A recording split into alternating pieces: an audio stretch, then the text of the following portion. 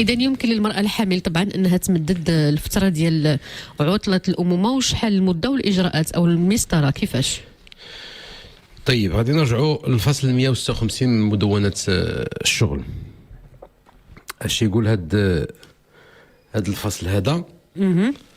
اش كيقول هاد الفصل هذا؟ تيقول يحق للأم الأجيرة ألا تستأنف شغلها بعد مضي 7 أسابيع على الوضع أو 14 أسبوعا عند الاقتضاء.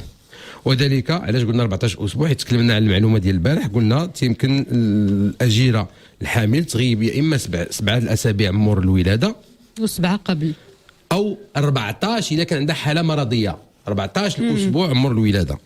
إن تيمكن لها من بعد مسألة هاد 14 أسبوع أو 7 الأسابيع في الحالات العادية تيمكن لها تقول. ولكن شوف المشرع تبارك الله، حنا عندنا الصيغه ما تنتهكموا على الامهات هنايا. تقول لك وذلك لاجل تربيه مولودها شريطه ان تشعر مشغلها في اجل اقصى 15 يوما من انتهاء اجازه امومه، وفي هذه الحاله فان فتره توقف العقد لا تتجاوز 90 يوما. تقول لك الا بغات من بعد مساله العطله ديالها ديال الوضع ب7 اسابيع او ب 14، قالت سيدي بغيت نربي ولدي، عطاها المشرع هذا الاذن بلا ما تشاور مع المشغل ولا تاخذ الموافقه ديالو بدون اجر طبعا دكتور، ام لا في حاله عدم الموافقه الاجر ديال كيعطيه لها الصندوق الوطني للضمان الاجتماعي. نعم، يعني دائما التعويض كيبقى عند هاد الصندوق. 3 شهور هذه قال لك المشرع وذلك لاجل تربيه مولودها وللاعتناء بمولودها للبقاء بجانب مولودها، ماشي لاجل لتربيه مولودها الا تتعدى المده 90 يوما. لا، على اين عندها 3 شهور يمكن لها تجلس في الدار تقابل وليدها. اشنو خصها دير؟ خصها فقط تخبر المشغل ديالها برساله مع الاشعار بالتوصل، كتقول له هاد الرساله خصها تمشي في ال 15 يوم مور ما انتهت 7 الاسابيع او 14 اسبوع ديالها. ذاك 15 يوم الاولى اللي كان المفروض تستأنف فيها العمل خصها تصيفط له رساله مع الاشعار بالتوصل تقول له الله يخليك راني محتاجه واحد 3 شهور، وتتجلس ماشي كتشاور معاه ولا كتاخذ منه الاذن.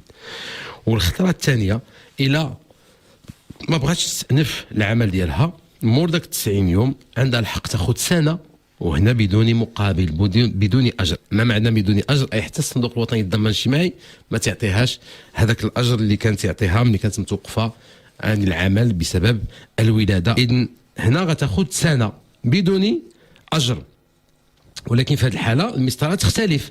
هنا يمكن اليوم اجر باتفاق مع المشغل. اذن هنا خص الاتفاق مع المشغل. ما معنى الاتفاق؟ اي المشغل يكون قابل. موافقه المشغل. الاتفاق ليست موافقه، الاتفاق بين يختلف عن الموافقه. لا نحتاج الى رخصه ولا اذن، ولكن هناك توافق واتفاق بين الطرفين. واخيرا تستأنف الام الاجيره شغلها بعد انتهاء فتره التوقيف وتستفيد من الفوائد التي اكتسبتها قبل توقف عقدها. اذن هنا غتاخذ سنه بدون اجر. ولكن في هذه الحاله المسطره تختلف.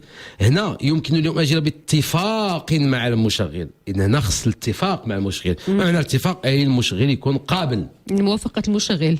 الاتفاق ليست موافقه، الاتفاق بين يختلف عن الموافقه. لا نحتاج الى رخصه ولا اذن، ولكن هناك توافق واتفاق بين الطرفين.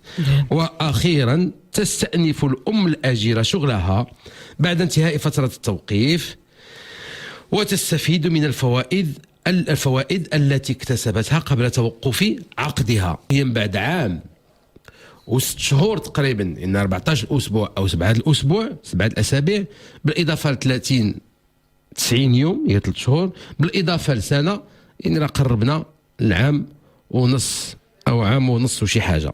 ملي كترجع لخدمتها خصها تلقى الحقوق ديالها كلها محفوظه والمكتسبات ديالها ما يقيسوملهاش المشغل ديالها. وطبعا هذا ما يوجد في النصوص القانونيه، اما ما يوجد في الواقع فاستثنائيا اللي كنحترموا الا في بعض المقاولات اللي كتكون يعني مهيكله وعندها واحد الاطر اللي كتسير وكيحترموا القانون وكتكون عندهم واحد الاخلاقيات باش كيحافظوا على هذه الحقوق المكتسبه بالنسبه للسيده الاجيره والحامل.